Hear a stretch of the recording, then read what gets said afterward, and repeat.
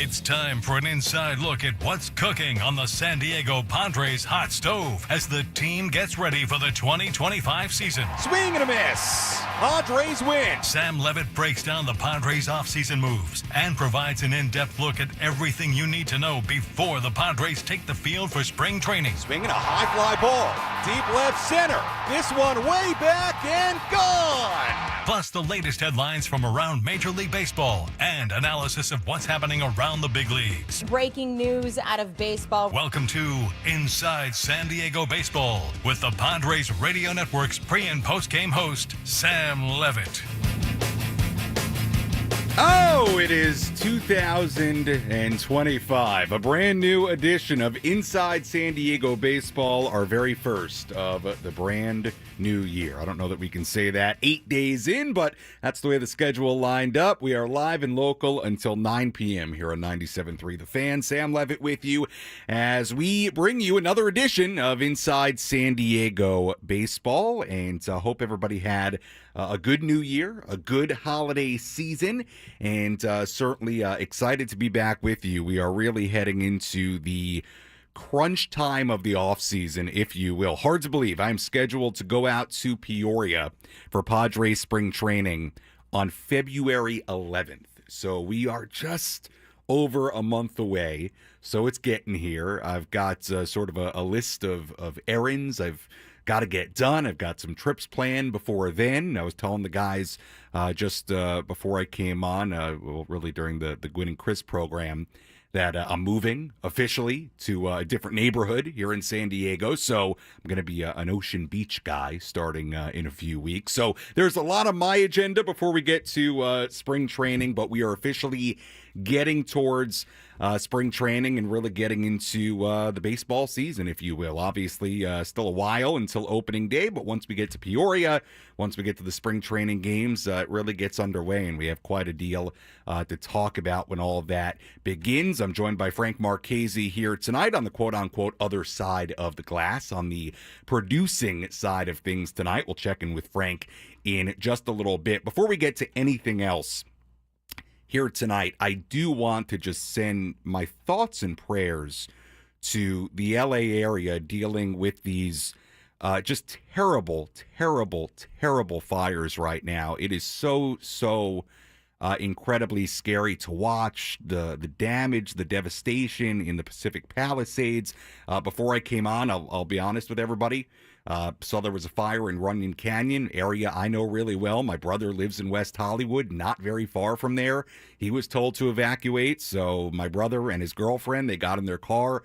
I think they're heading south to a friend's house. I don't know if they're going to come down here to San Diego to hang out for a little bit, as hopefully they put the fires out. So there's just terrible stuff going on. I'm thinking of everybody in Southern California dealing with those fires right now. I cannot imagine the pain, the anguish that many people are going through in the last 48 hours or so. I have a family friend in Altadena whose house went up in flames. I mean, just every belonging, every possession. So seeing the images, seeing the videos, it's hard to believe.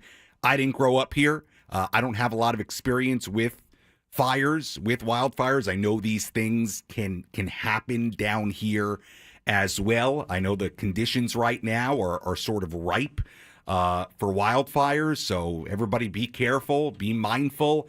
Look, I was talking with some of the guys a little bit earlier, reminiscing on some of the bad fires that have happened here. So certainly hope that they can get it under control in LA. But I'll tell you, just watching the footage and the news earlier today, I had it on all day.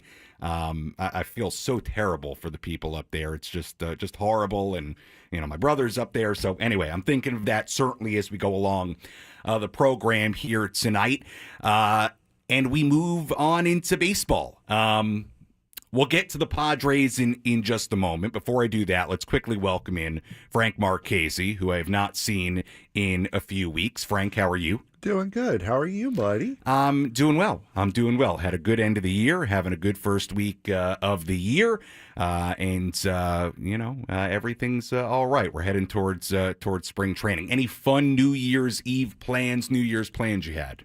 Other than my birthday, which you very conveniently forgot after you That's gave right. Scraby so much grief about forgetting yours, uh, I had a VIP ticket to sit on my couch and do absolutely nothing. I posted that ticket on Twitter, and just relaxed, enjoyed the time off for what I could when my bank account looked the way it did. Okay.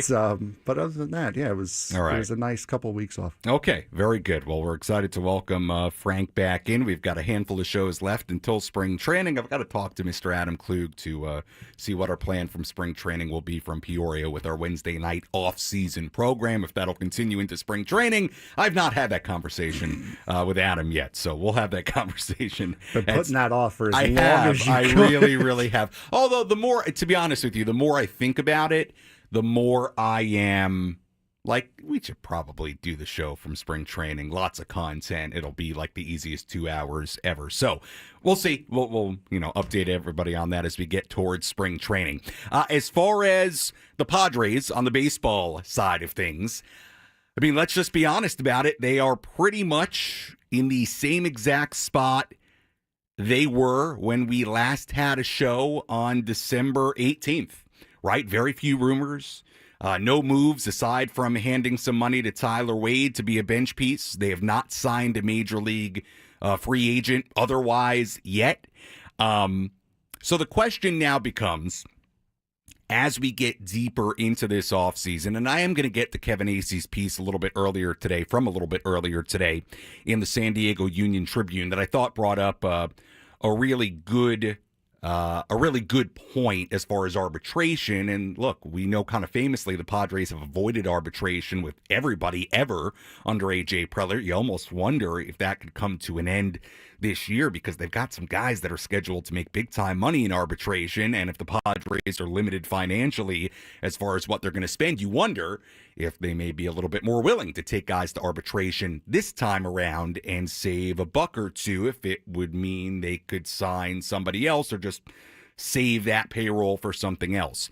We'll get into the arbitration stuff in our next segment. Here's what I'm going to say, though, about this offseason right now from a baseball standpoint, from any of the rumors that have been swirling. Look, the last few weeks, there have really not been any. I know there was the tweet from Jeff Passan a couple of days ago linking Luis Ariz to the New York Yankees.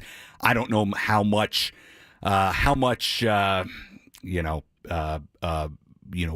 truth, but I don't know how much juice there is to that or not. We'll explore that Ariz conversation a little bit later as well. But I will say this, and it's not that, I'm sitting here necessarily applauding, right? Like, hey, it's been a great offseason so far. The Padres have filled all these different needs. I think we all understand there's a lot of work to be done. There are a number of different holes on this team. We've talked about it a ton over the course of the last few months. And look, let's be honest, we've been having the same conversation. We'll talk about Roki Sasaki. That's certainly a big part of it as well as to what could happen this month.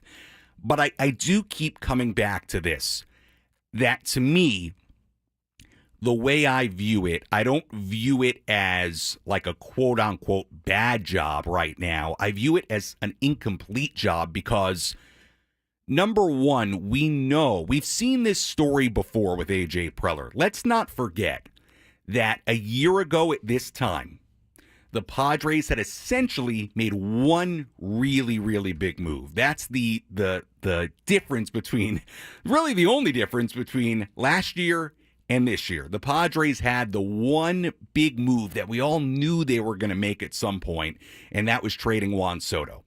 Okay, that had happened by this point last year. The Padres this offseason don't have that big chip to trade that you knew they were going to trade if they were going to try to reduce payroll. It's not as clear cut as it was a year ago. But really, aside from the Soto part of it, this offseason really, it's like a carbon copy of last year to this point, in the sense that we're not totally sure what the payroll situation's going to be, their willingness to get to a level with these guys in arbitration, to keep everybody, to not trade a Dylan Cease, to not trade a Luis Ariz.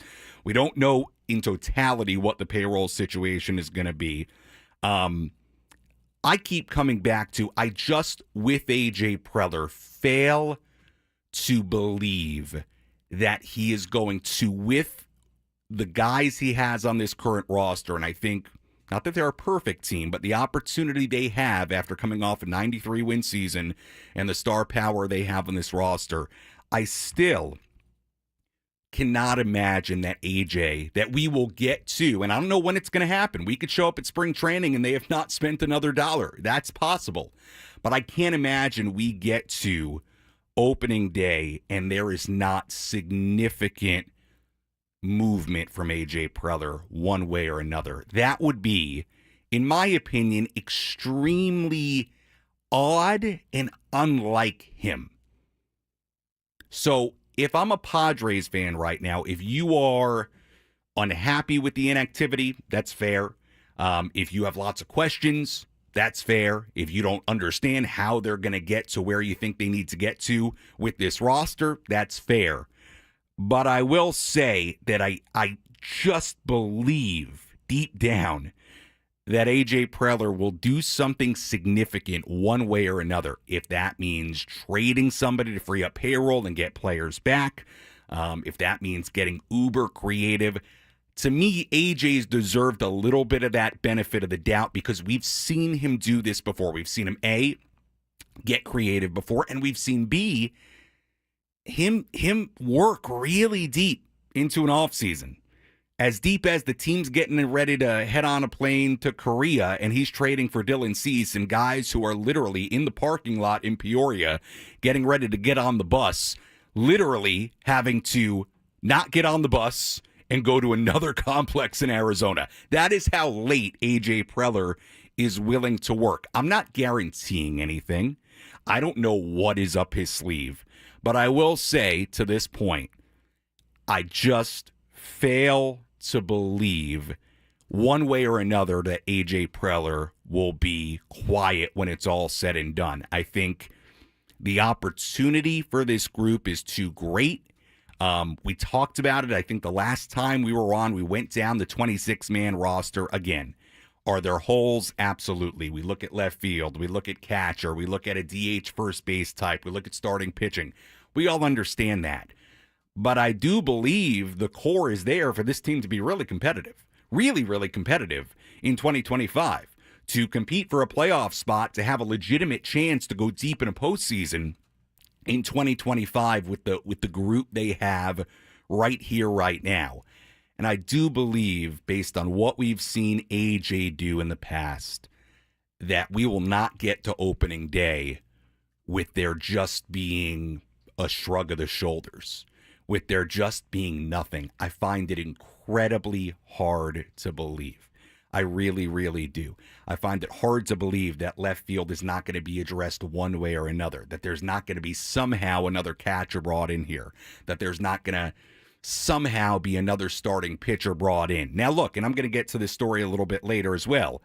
You know, look, when you see somebody even like a Martin Perez today sign, and it's, you know, a one-year deal essentially for a little bit of money, yeah, it makes you raise your eyebrows a little bit, right? Because I thought to myself today, when I saw Martin Perez signed and how effective he was for the Padres down the stretch last year, when I saw that earlier today, I thought to myself, man, I mean, the Padres, I hope, could have done that, right?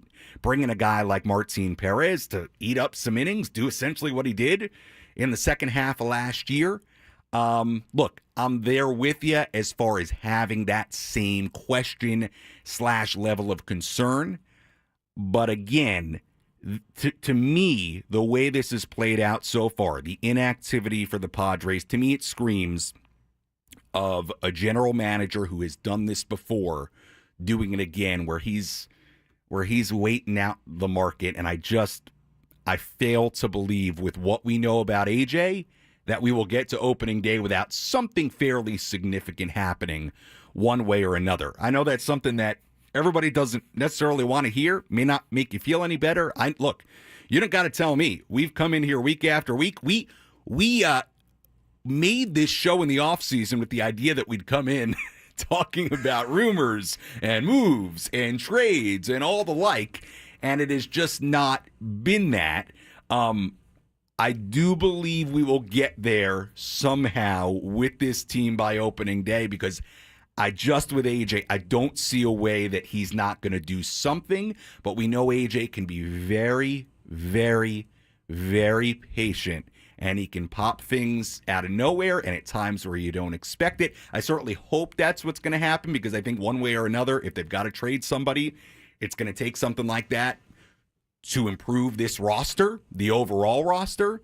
So, look, I really do think the next couple of months, and look, we're going to find out with Sasaki in the next couple of weeks here where he goes. That will either be incredibly exciting for us or it'll be really disappointing for us. I don't know which way that goes. It would answer, a major question if he signs with San Diego, but we shall see. We're kind of in the same spot we were 3 weeks ago. So the 15th is when the international money gets put in, it right? sounded like I'd have to go back and look, and I have some articles pulled up here. I don't even remember at this point what the exact date was where he's eligible to actually sign.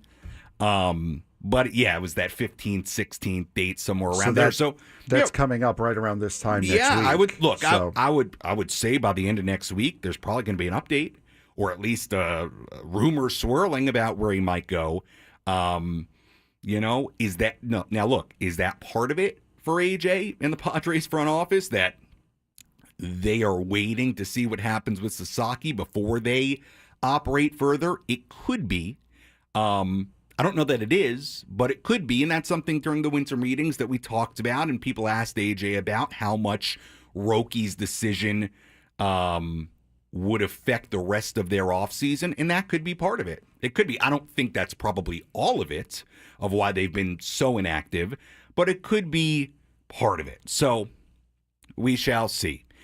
Here on the program, we'll talk about a number of different items, go pretty wide on Major League Baseball as well, because since the last time we were on, there have been there's been 3 weeks worth of moves, and some pretty significant moves as well. So we'll talk about all the moves that went down while we were gone. We'll give each, I think we'll give a letter grade, what we think of the move for that specific team. We'll give you a little Roki Sasaki update. There's not a whole lot. I know his agent, Joel Wolf, has talked.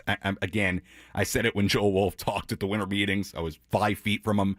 Look, I don't know what you make of what his agent says. I mean, how much is an agent really going to give away, right?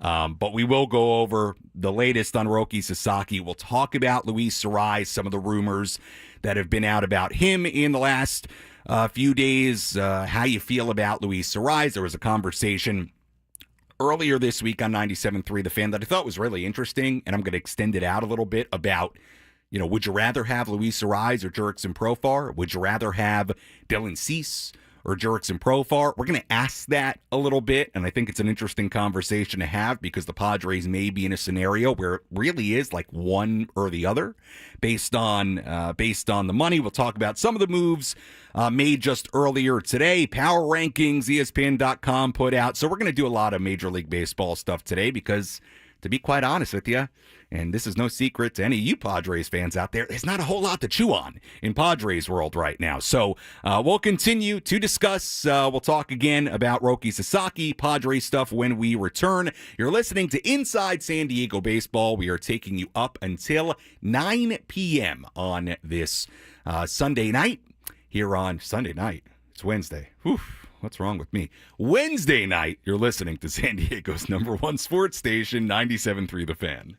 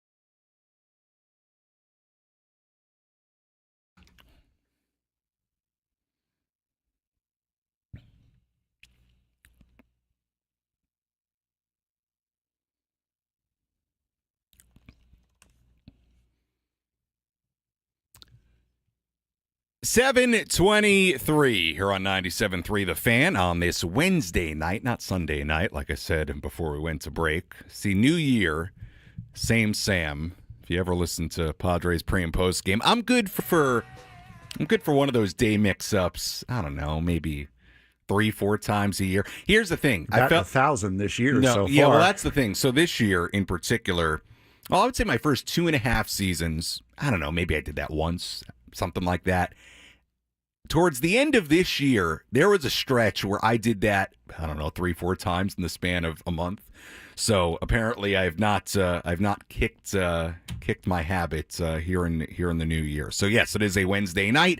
We're taking you up until 9 p.m. here on 97.3 The Fan inside San Diego baseball, our once a week off season show as we talk all things San Diego Padres baseball and beyond, and we will get to a number of Major League Baseball headlines coming up a little bit later. Rank all the different moves that have happened throughout the last few weeks since the last show we had. I did want to just read the latest analysis and updates on Roki Sasaki, the Japanese right-hander, 23 years old, that is slated to select a team at some point here, you would assume in the next week and a half, 2 weeks. And this was an article from Jim Bowden, who I think does a really good job, MLB Network Radio, writes for The Athletic, former Major League executive. I think he analyzes things from a front office perspective at a very, very high level. And the reason I wanted to read this excerpt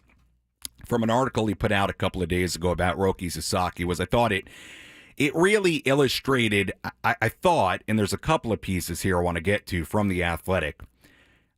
It doesn't break any news. It doesn't tell us anything we don't know already. But I did think it sort of reaffirms why Roki Sasaki would find the Padres attractive from a baseball standpoint in a number of different ways. I'm going to read some of what Jim Bowden had to say about Roki Sasaki. 7 teams have reportedly met with Sasaki and his agent, Joel Wolf of Wasserman in Los Angeles, including the Dodgers, Padres, Cubs, Yankees, Mets, Rangers, and Giants. Jim Bowden continues to write of that group. Most in the industry believe he'll end up signing with the Dodgers, and this is Bowden. However, I'm not in that camp because I think endorsement deals with Japanese companies are going to be important for him financially since he won't be eligible for arbitration for 3 years or eligible for free agency for at least 6 years. In L.A., he'd be in the shadow of both Shohei Ohtani and Yoshinobu Yamamoto, lessening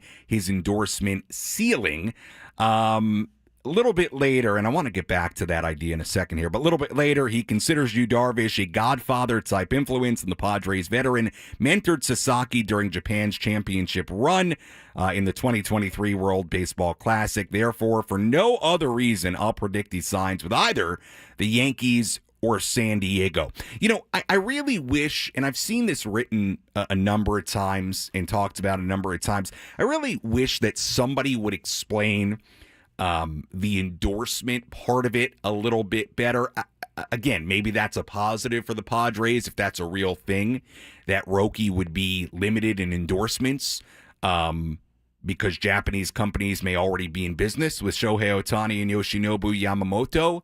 I'm not going to pretend to really understand that, like, you know, just because you have a player on that same team. I mean, obviously, it wasn't a concern enough for Yamamoto not to sign with the Dodgers. Now, of course, the big difference in that is that Yamamoto got $325 million to sign with L.A., and the point that Jim Bowden is making is that you know, he may have bigger endorsement opportunities away from Ohtani and from Yamamoto. So I just think, look, is that a real thing that could play a big-time role? It may. We'll see, right? We're going to ultimately see what is important to Roki Sasaki. There was another article, and this was from C. Trent Rosecrans in The Athletic, and this came out, when did this come out? This came out earlier today. I thought it was just an interesting look, again, at all these different factors that may play into Roki Sasaki's decision.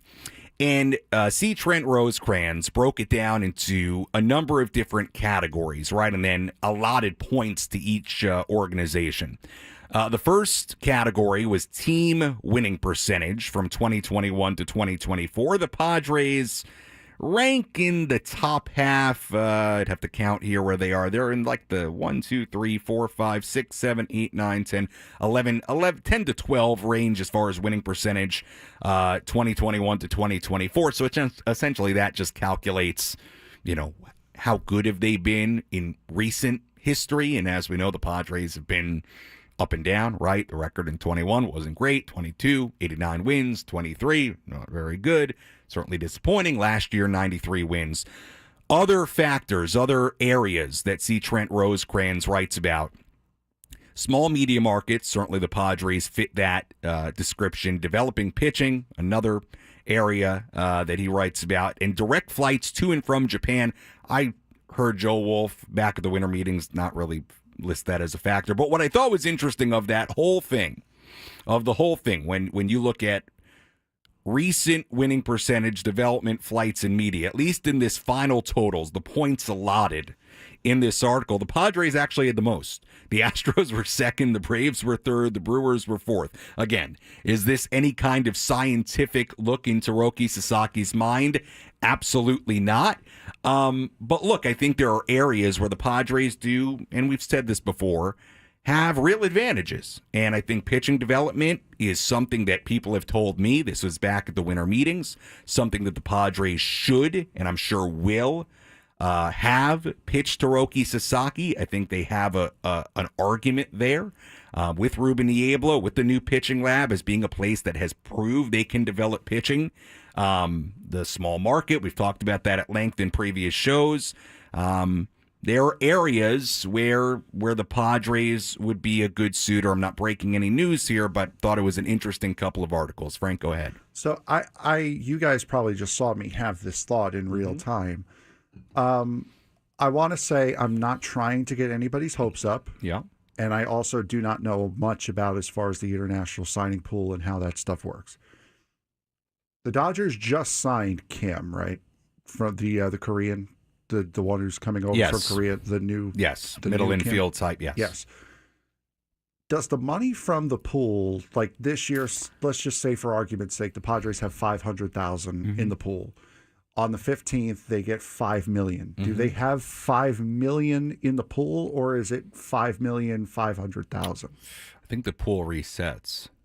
So to the new international signing pool bonus. So it's money. not a rollover. I don't believe so. I'm not going to pretend to be an expert on the international bonus pool money, but I don't believe so. I think it resets. Because the thought which is why Sasaki would wait in the first place. Yeah, of course. But I don't know that Hae-Sung Kim, but that money is not, well, I don't think so. I don't think that money came out of the international bonus for the Dodgers. I don't think. I'd have to look at it. I don't think it did. I think he was a free agent, Because my thought with that was if it did come out of the pool, wouldn't now that leave the Dodgers with a little bit less money? I don't think it came out of the pool. I'll check it. I don't think it came out of the pool. But look, and I'm going to kind of pin the Roki Sasaki conversation here tonight because I don't know what else to say about it at this point as we wait for him.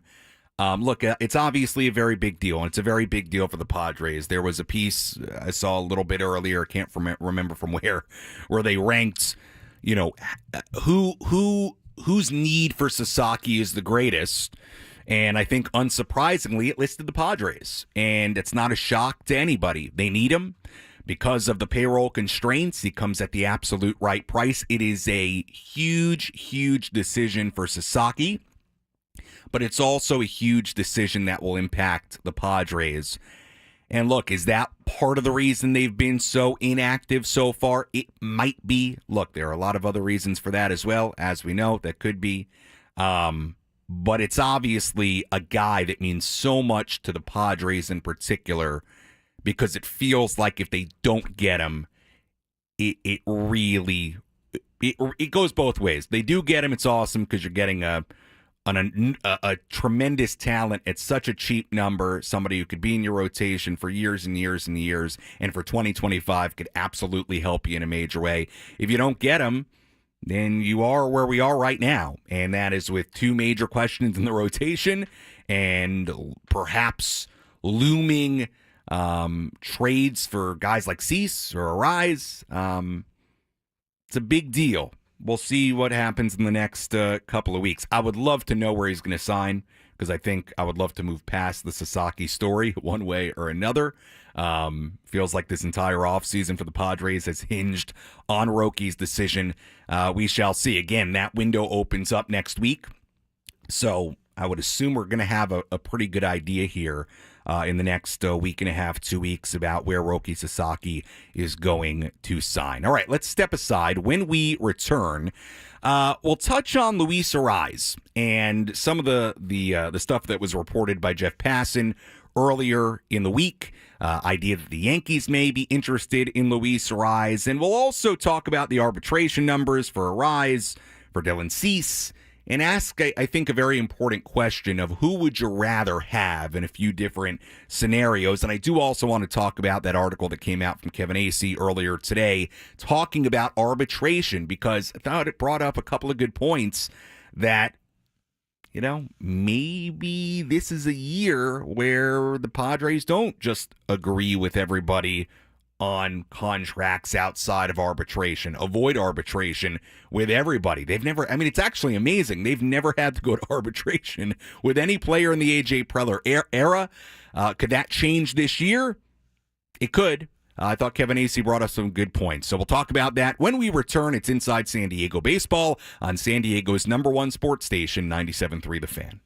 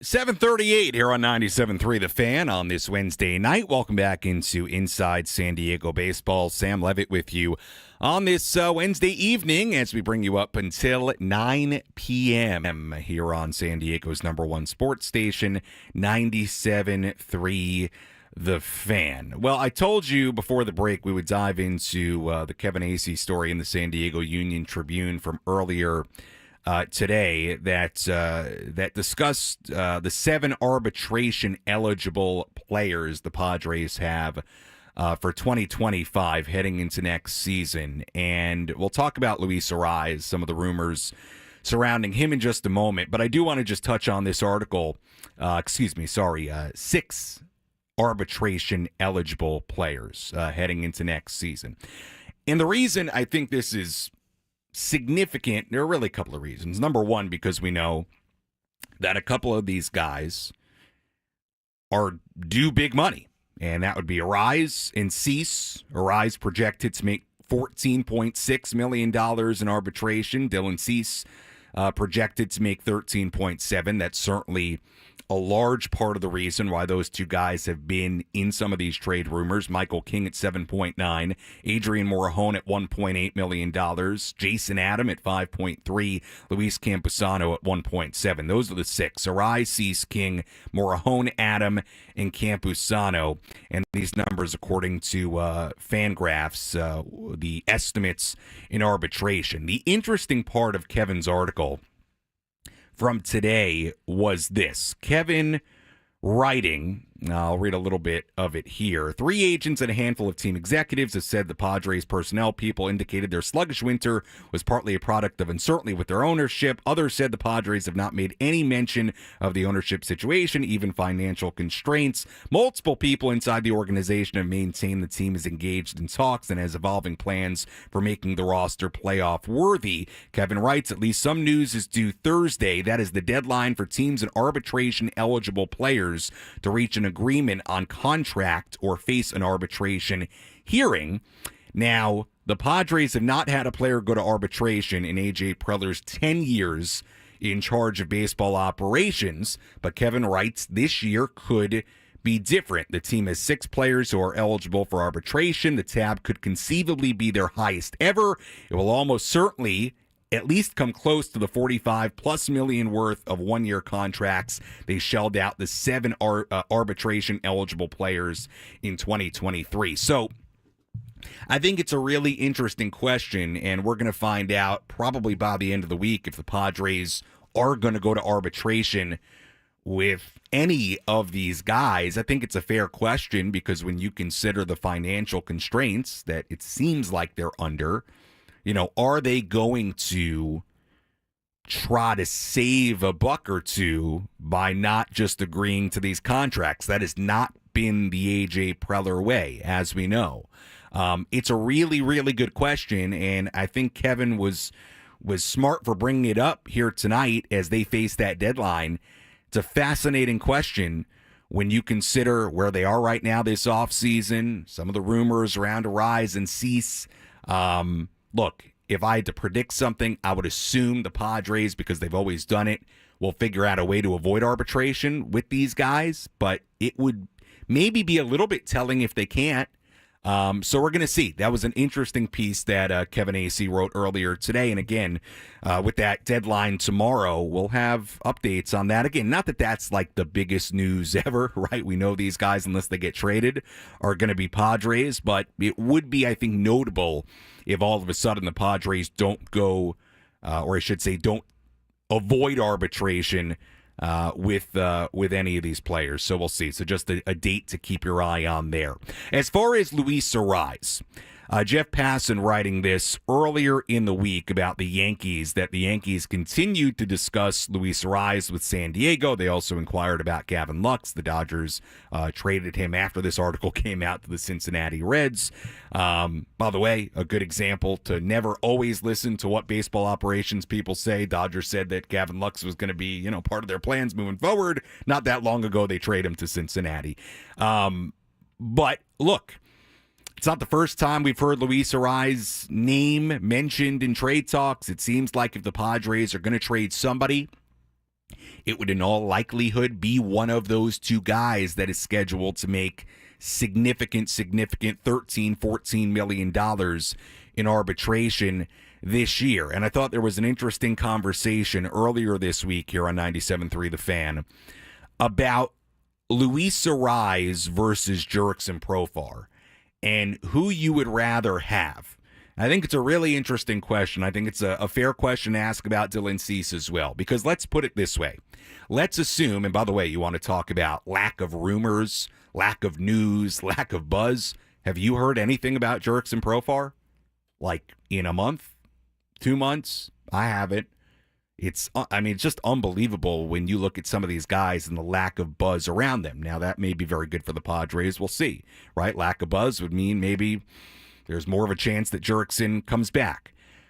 But you would assume in order to sign Jurickson, if he's going to make, let's say, somewhere in the neighborhood of, I'll keep it at a low end above $10 million. Let's say $10 to $12 million a year on a 3-year deal, ends up being a total of, let's say, somewhere around $35-36 million. Well, it would appear to me, if the Padres are going to operate, very limited financially to expand this payroll, like you would have to move that number for a rise or cease in what they're scheduled to get in arbitration. So I think it's a fair discussion if you're a Padres fan out there that loves Jurickson Profar, that wants Jurickson Profar back, that needs Jurickson Profar in a Padres uniform. Who would you rather have? Would you rather have Luis Arise? Would you rather have Jurickson Profar? Because I don't know that you could have both. So what would the case be for Luis Arise? Here would be my case for Luis Arise. My case would be, you know exactly what Luis Arise is. He's a batting average machine. He's a guy that's going to hit at the top of the order. If he's healthy, he's going to hit well into the 300s. My goodness, the guy with a torn ligament in his thumb for a lot of last year ended up hitting 314. We know what Luis Arise is. We know what Luis Arise is really good at. We know the value Luis Arise brings. What are some of the drawbacks of Luis Arise? Doesn't give you nearly as much power as Jurickson Profar. It doesn't give you the same on base, same OPS as Jurickson Profar. Quite frankly, from a defensive standpoint, Jurickson, without even looking at any of the metrics, is a better left fielder than Arise is an infielder. But we know what Luis Arise is. We know the one thing he's really, really good at. If you were a betting man, you'd say he's going to be really, really good at it again in 2025. What would be the case for Jurickson Profar? The case would be the version of Jurickson Profar we saw last year is a better overall player than Luis Arise, and I don't think that's an argument at all. I mean, if Pro plays at the level that he played last year, he is an extremely valuable player. The argument against Jurickson is simply this. Is the Jurickson Profar we saw last year the Jurickson Profar that you will see on a new contract, not only next year, but for whatever years are remaining on that deal? Is that, even if he doesn't have the season he had last year, are you going to receive production close to that? Because let's be honest, last year was the anomaly for Jurickson. And all the credit in the world to Jurickson Profar. Incredible. We lived through it.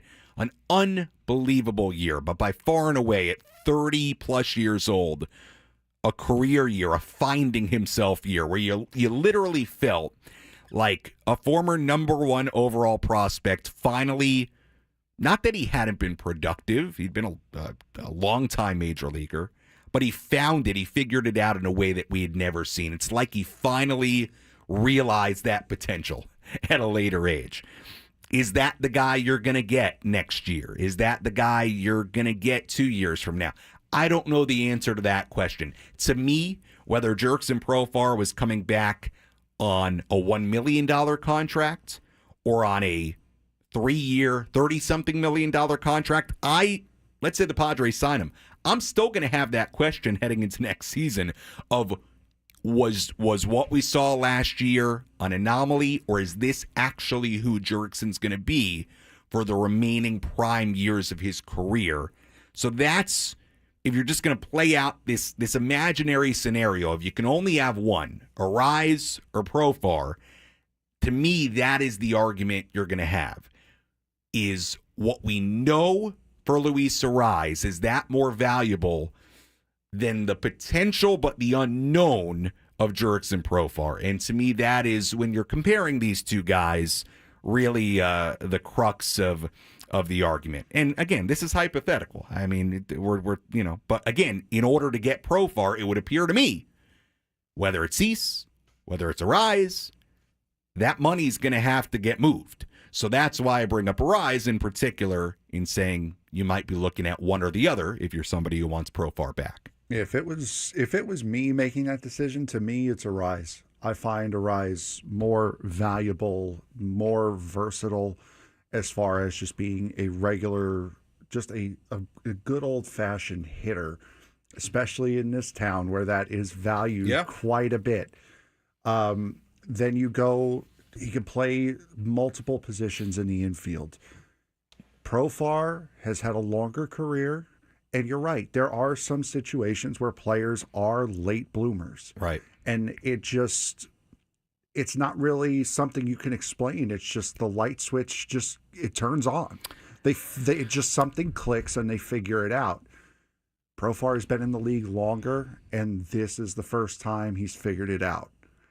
Arise has been doing this since he got into the league, even though it is a shorter amount of time.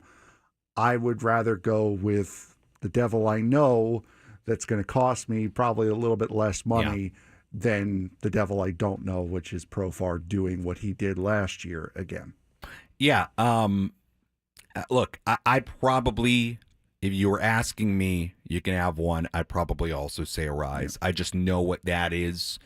I can guarantee with almost 100% certainty, I can guarantee that guy, if healthy, is going to hit like 330, 340. Yeah. And it's no disrespect to Jurickson.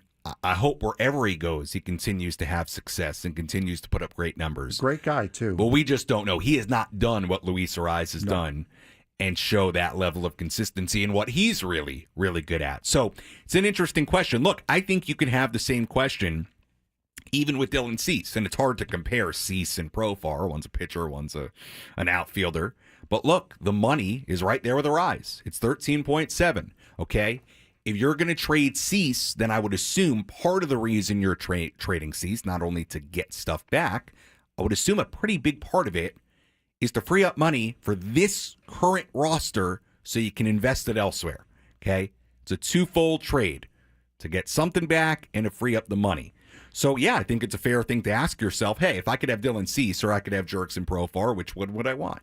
I guess the argument there would be, we've laid out the Profar part. The Cease argument, positive, would be, at his absolute best, he's a Cy Young winner. There's streakiness there. There's inconsistency there. I'm still willing to bet that Dylan is going to have stretches where he's unbelievable. But that's a question that the Padres, not even just with Profar, are going to have to ask themselves of if we have a pool of money to spend, including the arbitration guys, where do we want to spend that money? Is that on Arise? Is that on Cease? Or is that elsewhere on the roster? And it's not a great position to be in. You want to be able to pay these guys in arbitration and go get other guys. That doesn't appear to be their situation from everything we've had indicated to us to this point. So it's interesting. As far as what I would see, I'm going to put Dylan Cease and Michael King both in the same category as Juan Soto from this time last year. The only reason why you trade them is if you know you can't re-sign them. Whether it's because you don't have the money, whether it's because you don't want to go over the cap, whether it's because you don't think that one of them or both of them is going to be a long-term fit. The only reason why I would keep Dylan Cease is if I knew I could sign him, is if I can keep him here long-term. If I don't, I'm sorry, love you, but you got to go. To me, Cease is the trade. Number Yes. one, the arbitration number. Number two, like if you're going to trade one of them, you might as well trade the one that's way more expensive. Number Agreed. two, Yes. look, I'll tell you this, and I've said this many, many times, I think on this show, and I think during the season, I think Michael King is going to be like really, really good next year. Like, I am saying it right now that I believe Michael King will be a top 3, top 4 Cy Young vote getter in the National League. That's how good I think he's going to be next year. I think he gave you, over the course of last year, every reason to believe that with an entire full season of starting under his belt, that he is going to be a Cy Young caliber I think he guy. had one last year, did he not? I think he was the only one of the original starting rotation that was there all season without any sort of Well, yeah, he was. Of course, yeah. his first time doing it is what I'm saying. Okay. Yeah, he was. Yeah, I think he's going to be awesome. So for that reason, too, I think Michael King's going to be better than Dylan Cease next year. I think he will be a better overall starting pitcher. Look, again, the peaks and valleys with Dylan last year, there were peaks that were better than King. There were valleys that were not nearly as good as Michael King. But I saw what Michael King did last year. I saw him work. I saw his attitude. I am like the biggest Michael King fan there is as far as what I think he's going to be. I think the guy's going to have an unbelievable year, and I think he's going to get a big-time deal at the end of next offseason from somebody. That's how good I think he's actually going to be. So, yeah, to me, Cease is the trade if you're going to make that trade. It's again back to the way we started this hour.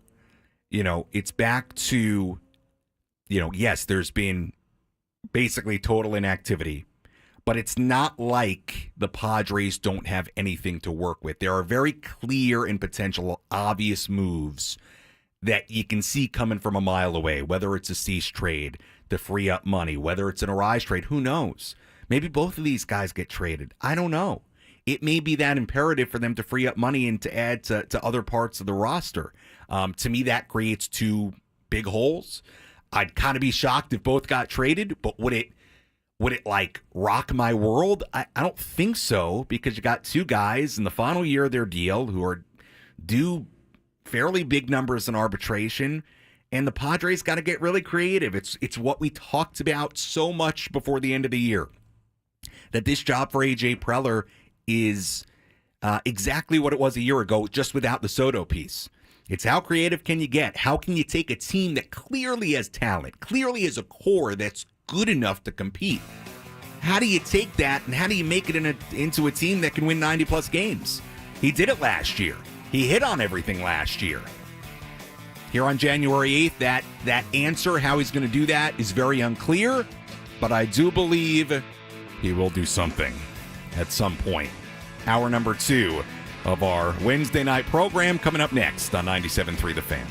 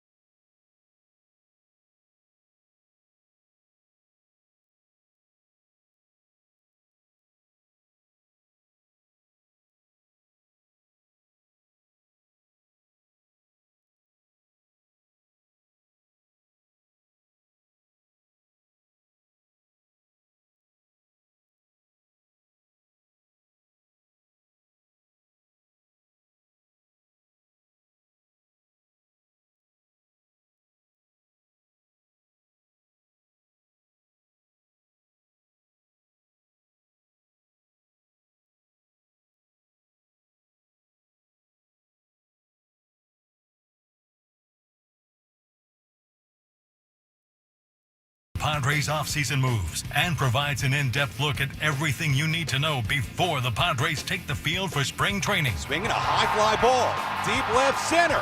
This one way back and gone. Plus the latest headlines from around Major League Baseball and analysis of what's happening around the big leagues. Breaking news out of baseball. Welcome to Inside San Diego Baseball with the Padres Radio Network's pre- and post-game host, Sam Levitt.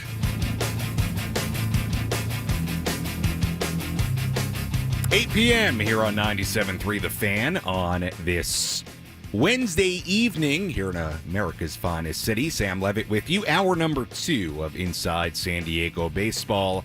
As we talk Padres baseball, talk about the team, what might be happening. We don't have a ton of rumors to go off of. Obviously, a busy couple of days as far as news and headlines with the organization.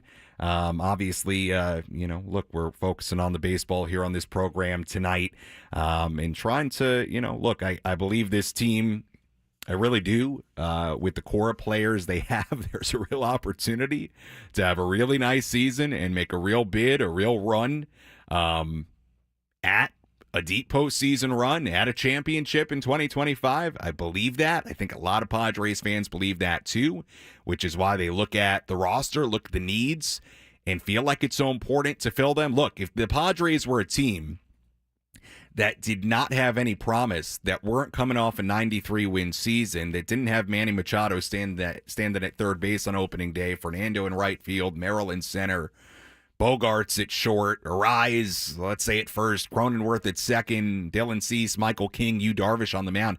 Look, I think you'd probably look at the inactivity and say, well, Padres aren't going to be any good anyway. They're not in that situation, which I think is part of, why fans, and rightfully so, are clamoring for some level of activity. And like I said in the opening segment, look, I think it's going to come. I just don't know when. And it may come after we get to Peoria. It really may. I think it's going to come, though, at some point. While the Padres have not done a whole lot, other teams have, obviously. We have not been on the air with this Inside San Diego Baseball live show. We have not been on the air in 3 weeks, exactly. Yeah, 3 weeks. Just ended up working out that way because we had a show on the 18th. Didn't have a show on Christmas Day. Didn't have a show on New Year's Day. And have our show tonight. So it's actually been 3 weeks. It was Christmas Day a Wednesday, New Year's Day a Wednesday. So we weren't on the air. Now, I'll be honest with you, the station wasn't, local here until this past Monday. So don't tell anybody that I've, even had it not been Christmas Day and New Year's Day, I wasn't coming in to do the show anyway. But that's neither here nor there. I would take full advantage of the Christmas holiday break. But the point is, a lot of moves made. So we'll go through these moves, the major trades, free agent signings, one by one. It's not going to be absolutely everything. It's going to be sort of like, fairly significant ones. And we'll give it a letter grade. And look, I'm not holding Frank. Frank will give a grade. I'll give a grade. I'm not holding Frank to the grade. Look, I'm going to start with this Max Kepler signing by the Phillies. Like, have I done the deep dive on Max Kepler? I have not into the Phillies, but we'll give our just kind of lukewarm take on the move. Okay, so let's start with that one because the day before our last show, that was the Bellinger trade to the Yankees, which I think we talked about at the time. The first move here, the Phillies signing Max Kepler to a 1-year, $10 million deal. Seems pretty reasonable. Kepler, a nice player. Last year hit, what did he hit? He hit, oh my goodness, this is embarrassing. How does ESPN.com not, oh, here it is. 253, 8 home runs, 42 RBI, 682 OPS. Not going to knock your socks off. Played in 105 games last year. And, I don't know. I'll give this a B-. So the Phillies signed Max Kepler, huh? Yes. You didn't hear the breaking news? No, it wasn't my week to watch him this week. I'll give it a It's going to be, what, a fourth outfielder for them? Sure. I would assume. Yeah, I'll give it a C. Good for them. Gio Urshela in agreement with the A's on a major league deal. Now I feel silly with this idea of grading Gio Urshela. I'm taking away the grades. We're just going to go through the trades and talk about them. Look at how quickly I can change the plan. I'm like, what are we doing? Gio Urshela to the A's. Who cares? Same thing he says about the pre and post game show. Well, you know what? It actually, here's. We'll pause this for a second. To say this, here's what's funny about this show, and part of it is just because we haven't had a ton of Padres stuff to really break down. The funny part, and I think Frank's going to agree here. Pre-game in particular, post-game's a little bit more loose with how it goes. Pre-game in particular, look, I've got it down to a science. What I'm talking about, when I'm talking about it, it's very, very detailed. I will say here on the off-season program, it's a little bit more loosey-goosey of just now, again, if we had more Padres-related stuff, I think we'd have a lot more intense. See, here's the problem. Topic. Here's the problem that I have of setting up these shows as the producer would do for the winter thing. I don't get the media notes the way you do. Media notes. Well, your pregame media notes that you freak out over. Yes. If they're 5 minutes late, I don't have those, so I can't write like a nice scheduled out format. Yeah, but those notes are the last minute stuff I put in. I got plenty of stuff before that. Anyway, nobody cares about my preparation. The point is that during the season, I'm like locked in. This is what we're doing. Most of the time. Gio Urshela to the A's. By the way, we'll get into a little bit later some of the very recent headlines. That was Brent Rooker actually signing an extension with the A's. How about the A's? Severino, Rooker going to Sacramento. Sacramento A's on fire. Going to be lit in Sacramento. It's almost like they've had this money the whole time, and we're kind of by the way, finagling a way to not spend it. I should, at this current moment in California, I should not say on fire. But you'd get it's a euphemism, if you will. But the A's have done a really nice job. Really, really nice job. They have. Yeah, good for them. Hey, you know what? Nice to see them do something. It's almost like they pulled the same strategy that the Chargers did to get out of their situation at the time. Yeah.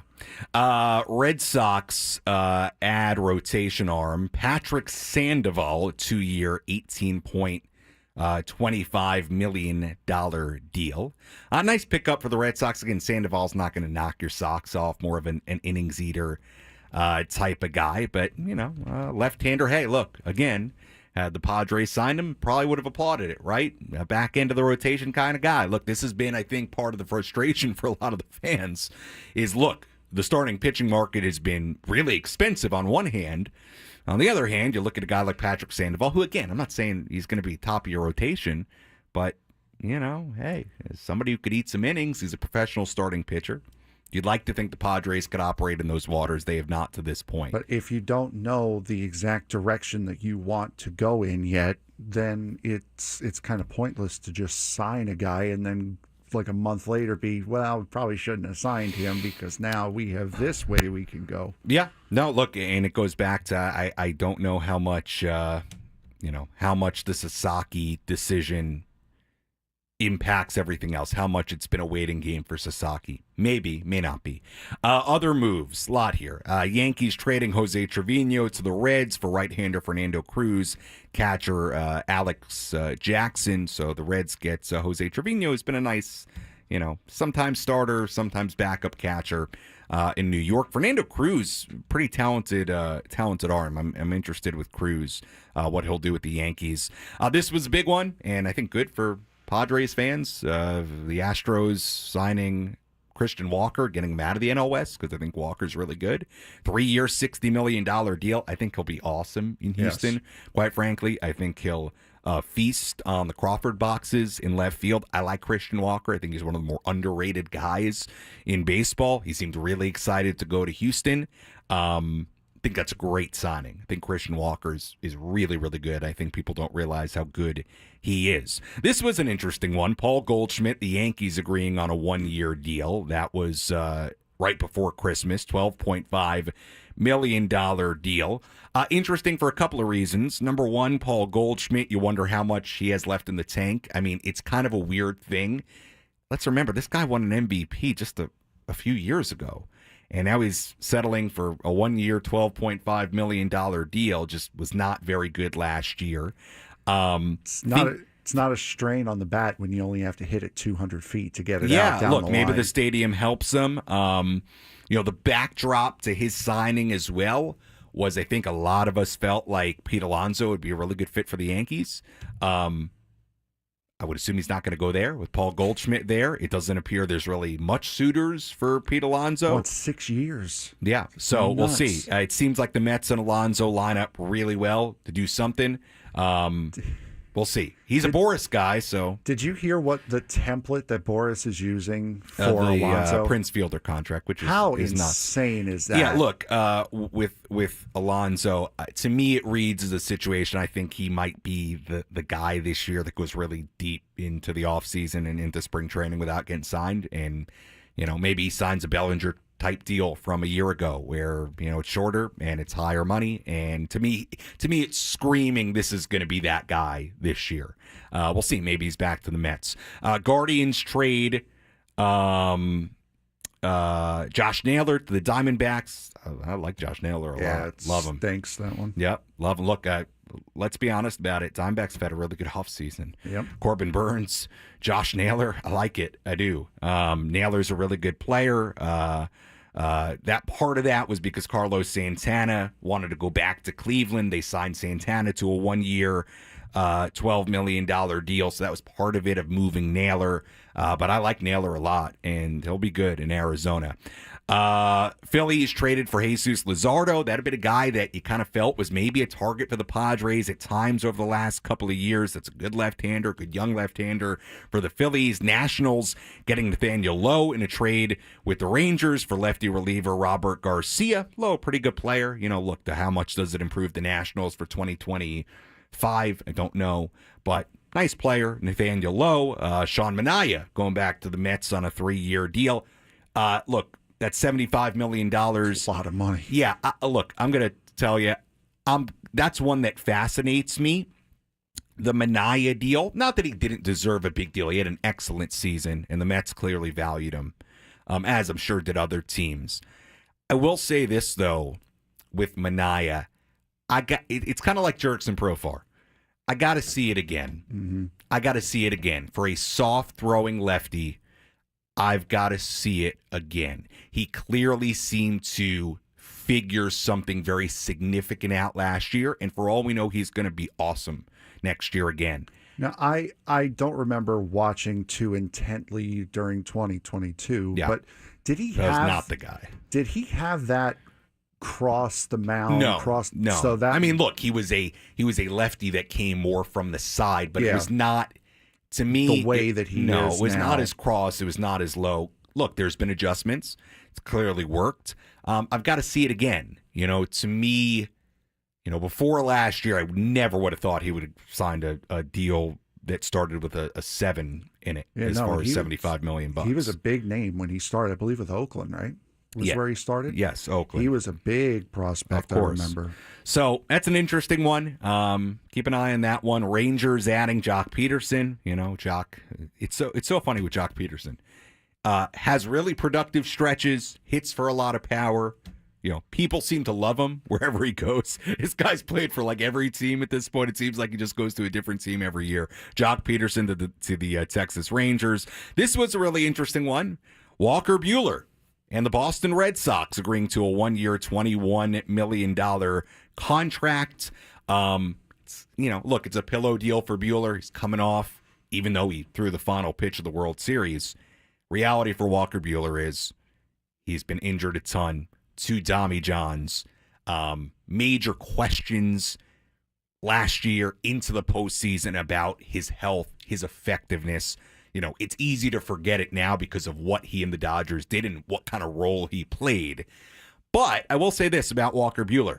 If he goes and has a really nice year in Boston, I think he'll then get a nice little deal next year. But he's got to go prove it because he hasn't been healthy.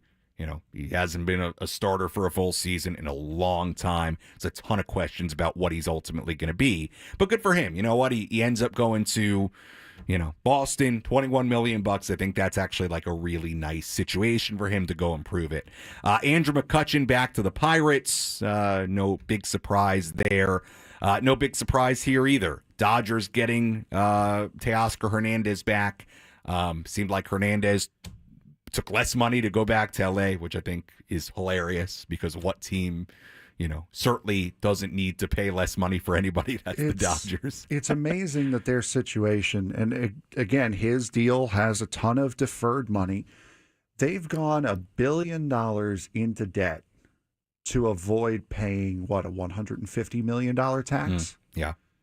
Clearly, baseball's okay with it. I stink at math. Yeah. But that math doesn't math. Yeah. But look, no surprise there. It seemed like he desperately wanted to come back, signs a 3-year, $66 million deal. Look, there's no way around it. The Dodgers are it's an embarrassment of riches. He's a great player. I will say this, to me, that's a bargain. 3 years for 66 for him. It really, really is. I think Teoscar's, really, really good. And he meant a lot to that team. Yeah. And they wanted him. He didn't want to go. I get it. After you go and win the World Series and have a great year.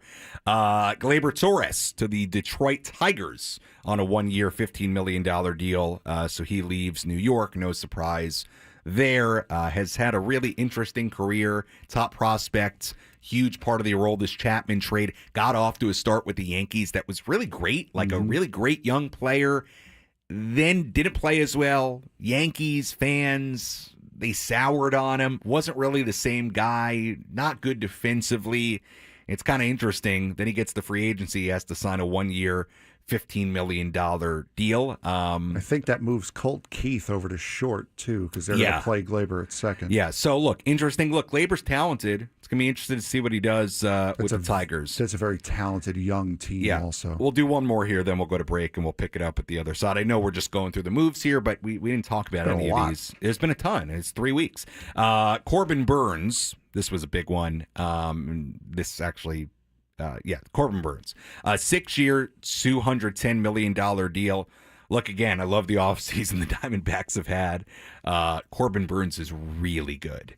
Really, really good. The Diamondbacks seem to do this every handful of years where they sign somebody to a big deal that you just don't see coming. It reminds me a lot of when they signed Zach Greinke back in the day. It's a little similar to that, where they just kind of came out of nowhere and signed him.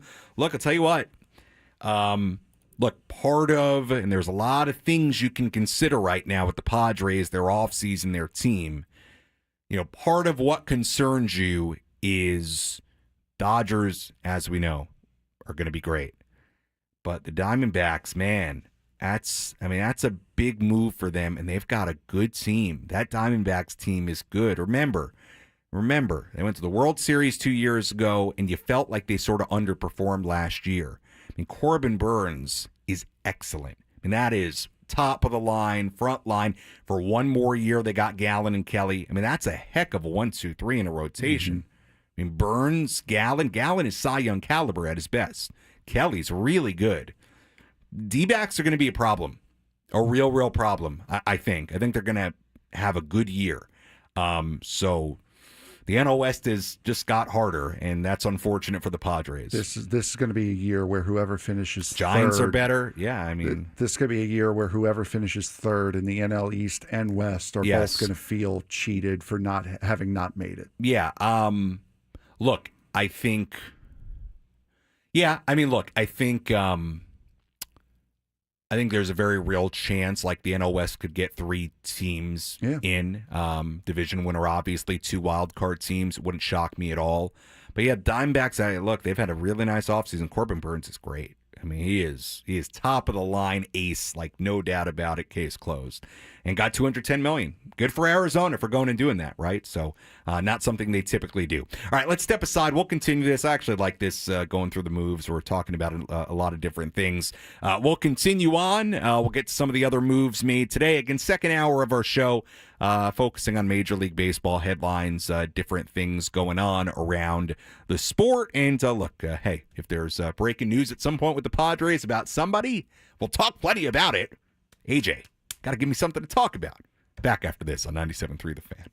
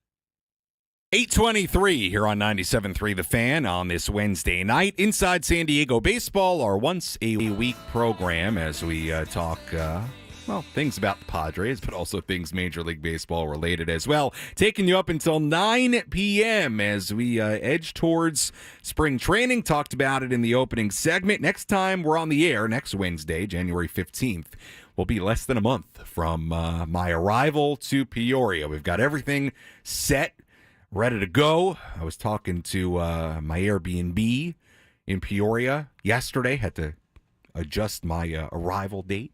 So I was getting all that set. And, it's going to be good. It's going to be fun. I'm going to be very excited to get down there. So we are getting close. Not too close. Still some time. I still got some skiing to get in. So, still some off season left. But we're getting there little by little, and we wait patiently for the Padres to make some moves. I think they will at some point. I don't know when that's going to be, but I'd be shocked with AJ Preller if nothing happens here, and We have guys that have been signed that we've touched on briefly, guys on minor league deals. I would be shocked if those are the answers at the end of the day. I truly, truly, truly would. So we will see when the Padres get busy. I think it will happen at some point here. Okay, so before the break, we were going move by move, moves that went on while we were away. I know it's kind of like a long list here, and we're kind of going through it, but you know what? It makes us focus on a number of different teams, different things that have happened. And by the way, it's just a ton of moves because it was over the course of 3 weeks. Go through moves here. Again, some of these are going to be like, who cares? Cubs acquiring utility man Vidal Brujano is like that name. They sent Matt Mervis, who's a really good AAA player. Has spent some time in the major leagues, the Marlins. So a couple of former big-time prospects getting swapped there. Not something you care about super much if you're a Padres fan. Interesting one here. Nationals signing Josh Bell, former National, now back in D.C., obviously former Padre as well. $6 million deal for Josh Bell. So Bell back to the Nationals. This was one that was really interesting. Dodgers signing Korean infielder, we touched on it a little bit earlier, Hae-Sung Kim to a 3-year, $12.5 million deal. Now, that's interesting, I think, for a number of reasons. Number one, he's not going to play every day. I'm sure there were teams out there that if you signed with them, you would play every day, or at least close to every day. Padres were connected to him a little bit, which makes sense. And I want to get, this reminded me, I want to get to this. You're going to like this, Frank, coming up in our next segment of a guy that I think could be a really nice fit for the Padres. But anyway. Now you have me intrigued. Apparently Shohei Ohtani talked to Hae-Sung Kim at some point during this process. Look, it's an interesting move because he's going to be sort of like a couple of times a week player in all likelihood for the Dodgers. Now, they did trade Gavin Lux, so could mean he plays more in the middle infield. But look, the rich get richer in the Dodgers. And look, what is Hae-Sung Kim coming from Korea? We really don't know. Look, we understand, I think, at this point that KBO is not Major League Baseball. It's not the NPB. I've heard people equate the KBO to basically AA.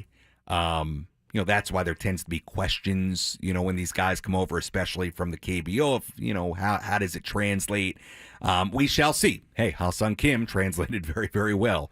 By the way, Hae-Sung Kim, another guy, haven't heard a whole lot about him in Profar. Who knows? Again, maybe that's good for the Padres.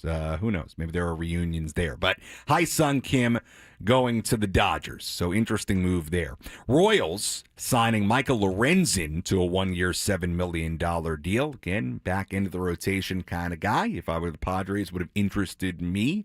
But Lorenzen goes to the Royals. We talked about this earlier. The Reds getting Gavin Lux in a trade from the Dodgers. It was interesting. I saw some Dodger fans in the last day or so bantering about this on Twitter. I thought it was kind of interesting. Debating whether Gavin Lux was a bust or not. People may not remember. Gavin Lux, big time prospect. Now, he's had flashes. He also had, if you remember, in spring training, tore his ACL, which derailed the year where he was going to finally play every day. Then came back this year, had flashes, had struggles. I would assume he's going to play every day for the Reds. It's going to be interesting with Lux to see if he finds it like in a real way in Cincinnati. So, maybe he's like a change of scenery guy, fresh start guy. We'll see how Gavin Lux does in Cincinnati. This was an interesting one, an NL West team. Justin Verlander going to the Giants, a 1-year, $15 million deal. He is 42 years old. What does Justin Verlander have left? I don't know. He was not very good for the Astros at all when he came back last year. Clearly, he thinks he's got something left. If I'm the Giants and I'm handing him $15 million, I would hope he's got something left. Look, they've had a nice offseason too. Don't forget about the Giants. Willie Adames. Look, does Verlander have anything left? I don't know. But interesting. Anytime you have a future Hall of Famer going somewhere for significant money at $15 million, It's gonna be, that's a fascinating one to me because he was just with the Astros last year, just wasn't good. So is he, kind of run out of it? I don't know. Maybe he finds it again at 42. Anytime you sign a 42-year-old, I think you are Desperate. that maybe, but you're also just fighting father time. Like, put it this way, I will say this: even though we're all waiting for the Padres to sign somebody, I wouldn't have loved a Justin Verlander signing because no way, because I would have said, well, hold on, if you're gonna spend some money. The 42-year-old who was bad last year, that would have bothered me. I'm fine. Look, if you've got the money to spend and the payroll flexibility, and you truly think that Verlander's got something left, fine. I don't blame the Giants for taking a flyer on him. So, look, there are a number of other free agents out there. That kind of wraps up, what happened free agent-wise, what happened trade-wise in the last 3 weeks. The two big free agents that are remaining, Alex Bregman, Pete Alonso, those are the two biggest ones to this point. Not that there aren't a number of guys still out there who are going to sign and impact teams and play important roles. Those are the two big ones right now. Look, I think the Alonso one is fascinating because as the Yankees signed Paul Goldschmidt, as other teams shored up first base, at least for next year, it became harder and harder to see the fit. It became harder and harder to see where he fits in other than the New York Mets. So that's an interesting one. I'll tell you, with the Mets in particular, and Frank, never shies away from talking Mets. Look, they obviously got Soto. Great for them. Have not done a ton else. Manaea. A lot of minor league Yeah, signings. a lot of minor deals. Look, I keep my finger on the pulse of the Met fan. I think they're itching for another move. I think, look, you look at their starting rotation. To me, it doesn't inspire a ton of confidence.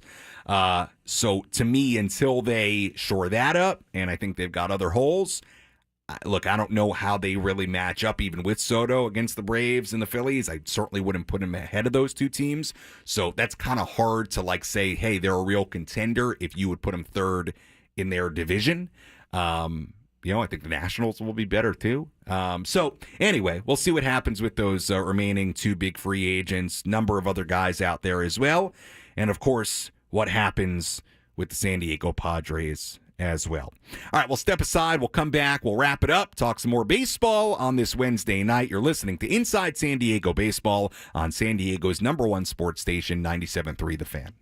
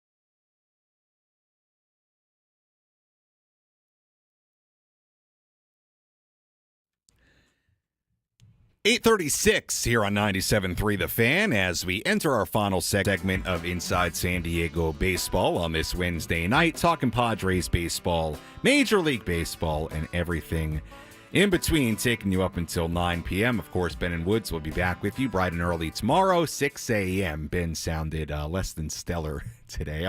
This is my second show of the day. I did 8 to 10 this morning with Ben Woods and Paul.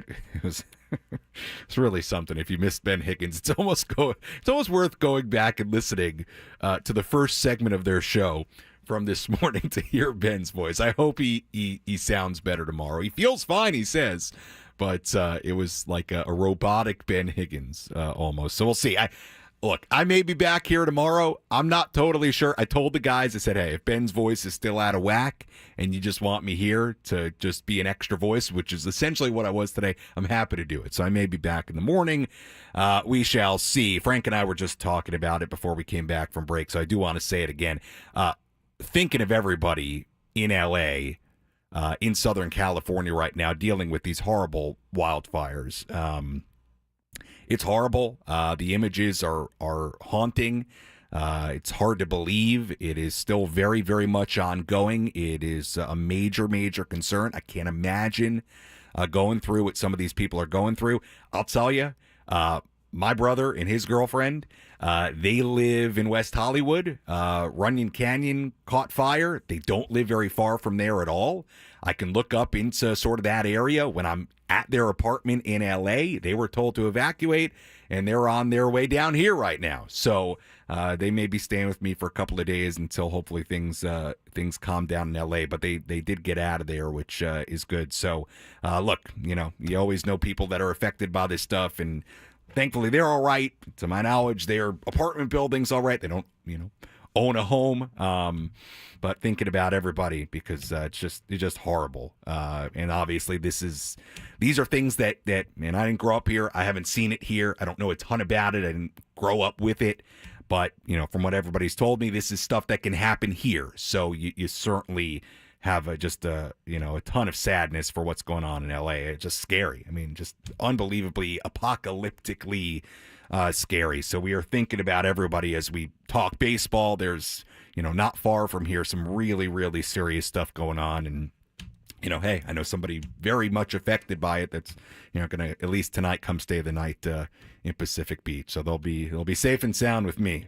Yeah, I think 2009, was the last time it got down here. It was really bad. Yeah. So yeah. It's been a while. Yeah. I was talking to the guys this morning, and then we were talking about it in here, Tony and Scravy and I, and they were telling me about mid 2000s, there was a really bad one. Yeah. I was a freshman in high school. Yeah. So that would have been 2008, actually. Yeah. 2008. Yeah. As somebody who didn't grow up here, I'm still learning. It's wild. It's almost hard for me to imagine because I didn't grow up with it. I've never really seen it. Fingers crossed I never do.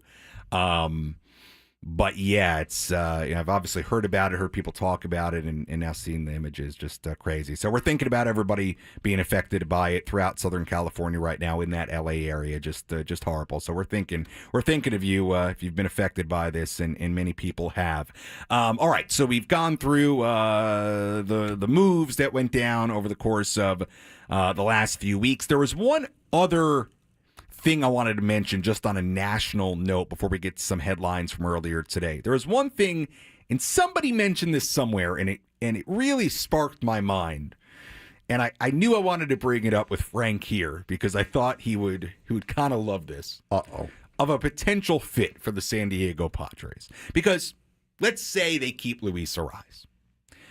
Okay, well, let's say Luis is going to DH most days. Let's say you want him to DH most days. So what do you need? You need really a guy who can either play first base, and you have Cronenworth at second on those days that Arraez DHs, or a guy that can play second base, and you have Cronenworth playing first base. You need somebody on the right side of the infield if Luis is going to DH, and certainly I'm sure he'll play the field some as well.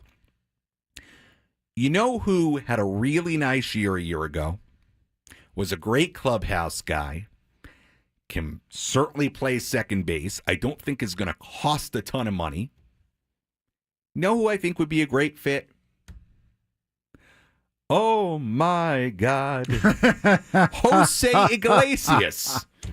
Wouldn't you agree with that? Yes, I would. That'd be a nice absolutely fit. Would. Yes. That'd be a nice fit for the Padres. Right? Yes. Now, look, is that going to happen before some money gets freed up? I don't know. But to me, just on a base level, that would be a nice fit for the Padres for what they need is currently constructed on the right side of the infield. Because they're not going to get some big bopper DH type first base. That's not going to happen. It's not going to be Anthony Santander, right? Oops. My camera on YouTube. What happened there? No idea. Oh, now I just dropped. Now you just disconnected on YouTube. I'm totally off. Now it's just the Frank Show. Oh, no. Oh, this is going to be hard to fix. Well, hold on. I'll try to fix it on the air here. I don't even know what happened. Let's see. Welcome to the new year. Hold on. Let's see if I can. But to your point, while you're doing that, the browser has lost connection to the camera. Oh, let's try plugging it in here. Great radio. Oh, while you're doing that, yes, I do think that Iglesias would be that Tyler Wade fit, but for the right side of the infield. Then, I mean, you're just looking for a utility outfielder, someone who can play outfields at all three positions. That's really all you would need is just one backup outfielder, and then you find yourself a catcher, and that's where your backup catcher would sit in that fourth and final bench spot. Yeah, I mean, look, I think that makes it sound. It sounds much easier. Yeah, easier said than done. But look, you said backup catcher. In my opinion, they need a starting catcher still. No, right I'm saying that's where your backup catcher would sit as that fourth guy on the bench. Anyway, it was a name that popped up today that I saw it, and I think my camera's going to pop back on here. It came up and I saw it, and I was like, you know what? I like that. That'd be a really nice, cost-effective player for the Padres for kind of what they need, because they don't, look, that guy who fills that spot is going to kind of play every day. I guess Iglesias could be that. Is he going to probably get more exposed playing every day? Probably. Look, is he going to have the year he had last year? Probably not. But I'll tell you what. At least you know he's a pro. He's a good clubhouse guy. Plays great defense. Like, their lineup should be deep enough where I think you could kind of have that guy. That was a name that popped up where I was like, you know what? That's a cost-effective fit right there for what they need. He played mostly every day down the stretch anyway with New York because they needed him and he was hot. Yeah. So I don't think, and it wasn't all that long ago that he was an everyday player for Detroit. So he would be the perfect kind of bench fit to just kind of keep everybody loose. Yeah. I do think a guy who's been there has he hasn't. I don't think he's won a championship, but he's certainly and also he been around. He was in the Padres organization. I think that was so it's a reunion, even better. Well, he was in the organization when was that? So that was, I mean, I should have looked this up before we came on. I think that was 23. I think he was in El Paso for a time. This is very easily looked up. As I will do now. Hold on, I'm looking. I got his page pulled up here. Right? Minor league stats. So it was 23. He was in El Paso for a while. So last 2 years ago. Yeah, never got promoted to the Padres. So they have, taken a flyer on him before. And as far as this would be more than a flyer, I assume he's going to get a major league deal somewhere. Yeah, right. Because as far as 23 was concerned, that was Gary Sanchez. That was minor league deal. You had a bunch of guys Correct. who couldn't move, so he could come up. Correct. So that was a name that I had not heard anybody say that I was like, yeah, I like that one. That makes sense. So that is a good one. Yeah, I'll give you that one. And I knew Frank would like that. We mentioned this move earlier. This was earlier today, and it is Padre related in a sense. Martin Perez agreeing to a deal with the White Sox. So, hey, that makes the White Sox World Series contenders. A 1 year. Oh, don't be rude. A $3.5 million number for this year. It includes a $1.5 million buyout with a $10 million mutual option. So it's actually like a 1 year, $5 million deal that he's actually guaranteed with the buyout. The reason that stood out to me, the Martin Perez signing, was, man, I would have liked him back. I really would. Now, do I know that he was going to be the guy he was in San Diego after getting off to a really not great first half of the year with Pittsburgh? I don't. But again, for 1 year, $5 million, when you need back into the rotation guys, again, right now, you're looking at Matt Waldron, Randy Vasquez. That's your 4 and 5. I just, again, it goes back to what we talked about earlier in the opening segment. For whatever doubts you have about what the Padres are going to do, I just don't see a scenario where AJ is going to sit idle enough to where those are going to be your 4 and 5s. And by the way, it's not to say that Randy Vasquez and Matt Waldron aren't going to play a role in the team. One of those guys could be your 5th starter, absolutely, over the course of the year, just like they were last year. One of those guys could be a 5th. I can't see it. I can't see with what AJ usually does that we're going to get to opening day, and that's going to be your 4 and 5. I just think they'll get creative enough. But look, somebody like Martin Perez, if you would have told me they're bringing back Martin Perez for $5 million for a year, look, is that knocking my socks off? No, but I said, okay. I mean, look, he was good he was good for them at the end of the year. Could he eat up innings again? You have the same expectations, maybe. I also thought he was I liked him. Yeah, he was a fine pitcher, and again, I'm not. And full disclosure, sometimes I just like guys. Well, that's fair. Sometimes I'm around these guys and I say I like that guy. Yeah, bring him back. It's funny how I can say I have the same experiences sometimes. I like that guy. Bring him back. I liked Martin Perez. But I'm not standing at the top of the ship waving the flag if that's your big offseason signing. I understand. But here's a question somebody brought up in the YouTube. Well, not question. Well, just a point. JDS Third said Perez had playoff pitching experience. We just didn't use him in Game 4. In Padre lore, it'll be funny to see how that's viewed. Will it ultimately become like a big thing of what if Martin Perez had started Game 4 instead of Dylan Cease on 3 days rest? Would Martin Perez have been better, and would you have won Game 4? But you don't usually use. No, I don't see you. You don't usually use 4 starters in the division series. At the time, I said go for it and pitch Dylan Cease. So I'm not going to act now like it was the wrong move. It didn't work out, but I said go for it and pitch Cease.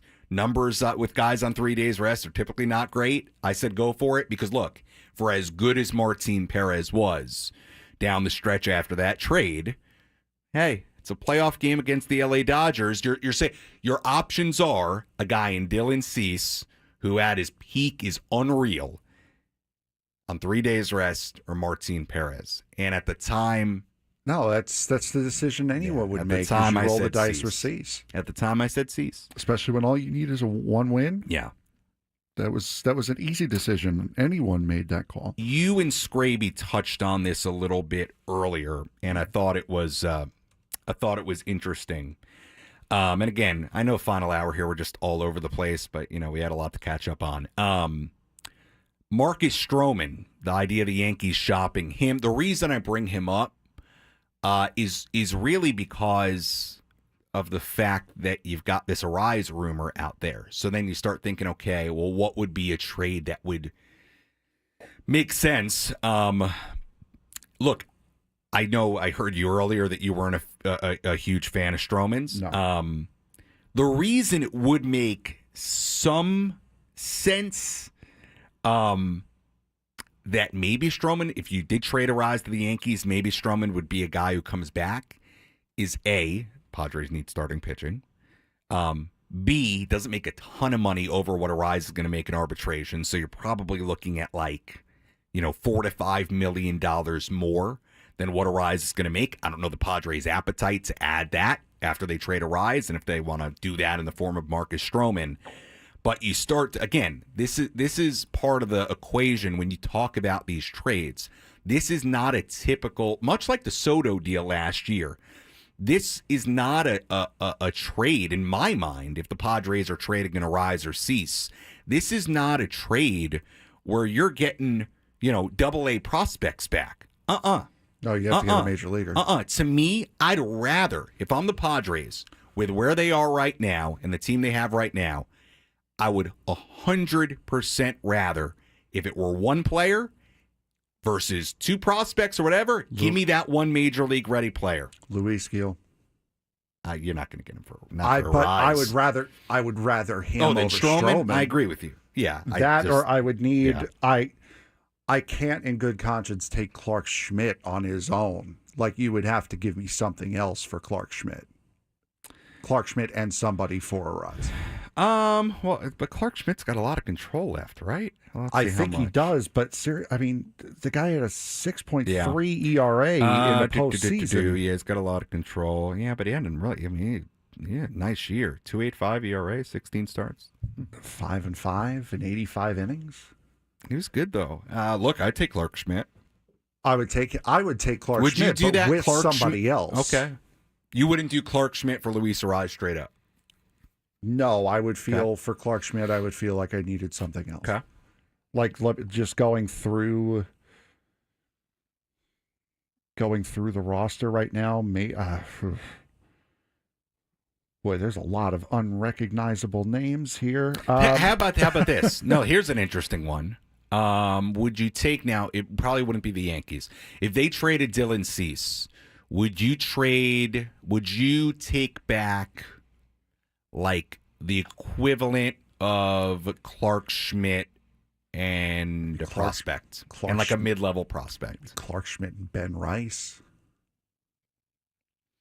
Yeah, see, Ben Rice would be a first baseman. The return, that would move. I've got to tell you, the return for Cease is kind of fascinating. I mean, the guy's really, really, really good. You only get him for 1 year. Padres gave up a lot to get him. It's kind of a fascinating return. Again, what's part of really interesting about these trades when you go through them? Oh, for Cease, I would probably want Heel and Rice. Yeah, I'd probably want more. I don't think I would probably want Heel and Rice. But that would be what I would want. I don't think Cease. he'd go to the Yankees anyway. But it's just the equivalent of whatever the Yankees would give up for a rise. Look. What the Padres would look to get back in some of these is fascinating, because most of the time when a team trades away a star pitcher or their leadoff guy in a rise, it's coming for prospects. Yeah, it's because you don't think you're going to be competitive and you want prospects back. But I know they want to be competitive. I know they think they can be competitive.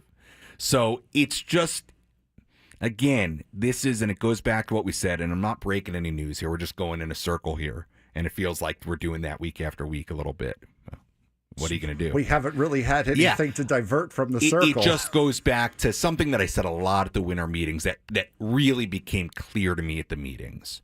And that is the fact that this is just a tough spot for AJ. It just is. It's not impossible. If there's a GM creative enough to do it and get this team to where they need to go, I would think it's him.